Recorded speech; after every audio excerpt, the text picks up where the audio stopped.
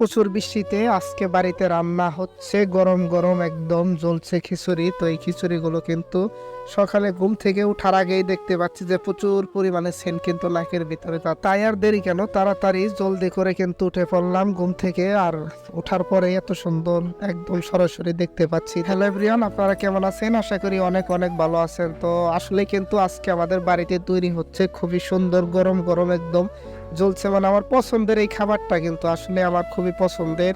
এই খিচুড়িটা, বোনা খিচুড়ি, এটা কিন্তু আমার খেতে খুবই ভালো লাগে। আর আমার বড় ভাই কিন্তু তার হাতের যে স্পেশাল রান্না, এটা কিন্তু একবার খেলে পরা আরো ভালো লাগে, কারণ তার হাতের ভিতরে কিন্তু অনেকটা জাদু আছে এবং অনেকটা মজা করে কিন্তু সে এটা রাঁধতে পারে। বন্ধুরা, আসলে কিন্তু এই খিচুড়িটা রান্না করতে অনেক ধরনের মশলা এবং অনেক কিছু কিন্তু ব্যবহার করেছে, যেটা কিন্তু আসলে আমি একটু ঘুমিয়ে থাকার কারণে সেটা দেখতে পারি নাই। তো ওঠার পর থেকে কিন্তু শুরু করে দিয়েছি। এইরকম পছন্দের খাবার তৈরি হচ্ছে, তাই কি আর বেশিক্ষণ ঘুমিয়ে থাকতে পারি? তাই তাড়াতাড়ি জলদি করে উঠে পড়লাম। মোটামুটি খিচুড়ি রান্নার যে প্রক্রিয়াটা সেটা কিন্তু আস্তে আস্তে চলছে। দেখেন একদম ঢেকে দেওয়া হয়েছিল, একদম জ্বলছে। কত যে স্বাদ হবে, আজকে খেলে পরাই কিন্তু বুঝতে পারবো যে অনেকটা কিন্তু স্বাদ হবে, সেটা কিন্তু দেখে বুঝতে পারছি। আসলে গাইস, আমার বড় দুই ভাই তারা কিন্তু সবাই রাঁধতে পারে, কিন্তু আমি তো একমাত্র বাগা, সে কিন্তু রাঁধতে পারি না, কিন্তু আমি আবার ঠিকঠাক মতো খেতে পারি। তো যাই হোক, খিচুড়িটা কিন্তু রান্না হবে এবং আমাকে কিন্তু প্রচুর পরিমাণে খেতে হবে। একদম দেখেন মশলাগুলো কিন্তু একদম উপর দিয়ে বেশি বেশি যাচ্ছে এবং এইটা দেখে কিন্তু আমার তর সইছে না কখন যে এটা রান্না শেষ হয়ে যায় এবং কখন যে খেতে পারবো। এত স্বাদের জিনিসগুলো খাওয়ার জন্য কিন্তু আমার একদম কেমন জানি লাগছে। আরে এত তাড়াতাড়ি করলে হয় নাকি? রান্না হলেই তো খেতে পারবো, মানে গাইস আসলে এত সুন্দর জিনিস দেখে কোনোভাবে কিন্তু তর সইছে না, কারণ কখন জানি খেতে পারবো। আমার বড় ভাই আসলে সে কিন্তু শুধু খিচুড়ি যে এত সুন্দর করে রান্না করে তা কিন্তু না, অনেক কিছু কিন্তু সে অনেক আইটেমের রান্না কিন্তু সে রান্না করতে পারে এবং অনেকটা স্বাদ কিন্তু হয় এবং অনেক কিছু কিন্তু সে রান্না করে আমাদের জন্য তৈরি করে দেয় এবং আমরা কিন্তু সেটা খুব সহজে খেতে পারি। আসলে তার যে হাতের,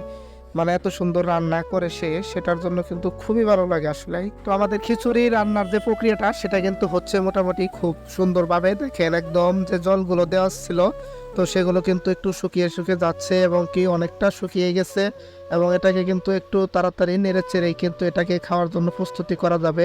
তো মোটামুটি আমাদের খিচুড়ির যে কালারটাও সেটা কিন্তু খুব ভালো ছিল এবং যে গরম গরম যে বাতাসগুলো, সেগুলো দেখেও কিন্তু খুবই ভালো লাগতেছে। এই বৃষ্টির দিনে এত সুন্দর খিচুড়ি খাওয়া সেটাও কিন্তু খুবই ভালো লাগতেছে, কারণ গাইস আসলে কি পরিমাণ বৃষ্টি, বেশ কয়েকদিন ধরে বৃষ্টি কিন্তু কোনোভাবেই থামছে না। আর বৃষ্টি নামলে কিন্তু এইরকম যে মুখরোচক খাবারগুলো সেগুলোই কিন্তু খেতে মন চায়। তো আমার আবদার ছিল ভাইয়ের কাছে যে এরকম করে খিচুড়ি রান্না করে সে কিন্তু খাওয়াবে। তো এটা কিন্তু আমি আসলে আগের দিন পরেও রাখছিলাম তার কাছে, সেই জন্য কিন্তু বৃষ্টি উপলক্ষেই এই যে আয়োজনটা সেটা কিন্তু আপনারা দেখতে পাচ্ছেন।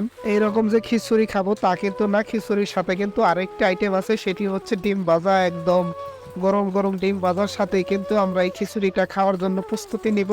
তাই জন্যই কিন্তু ডিমটা দেখেন কত সুন্দর করে এবং কত তাড়াতাড়ি কিন্তু এই ডিমটা ভাজার জন্য প্রস্তুতি করা হচ্ছে। আসলে গাইস, এই যে খিচুড়ি, এই যে ডিম, যে কি একটা কম্বিনেশন, আসলে যারা খেয়েছেন তারাই কিন্তু বুঝবেন যে কতটা স্বাদ হয় এরকম খিচুড়ি, এরকম ডিম ভাজা যদি বৃষ্টির দিন আপনারা খান তাহলে কিন্তু অবশ্যই আপনাদেরও ভালো লাগবে। ডিম ভাজাটা মোটামুটি হয়ে গেলে কিন্তু আমরা যে খিচুড়িটা সেটা খাওয়ার জন্য প্রস্তুতি নিব। গাইস আসলে অনেকক্ষণ ধরেই কিন্তু অপেক্ষায় ছিলাম যে খিচুড়িটা কখন যে হয়ে যায়, তার অপেক্ষায় কিন্তু এখন শেষের পালায় ডিমটা ভাজা হয়ে গেলেই মোটামুটি আমরা যে খিচুড়িটা সেটা খাবো। এখন খিচুড়ির সাথে যে শুধু ডিম ভাজা তা কিন্তু না, এই জায়গায় যে পটেটো ক্র্যাকারস যে ভাজা আছে সেটাও কিন্তু আছে আমার সাথে।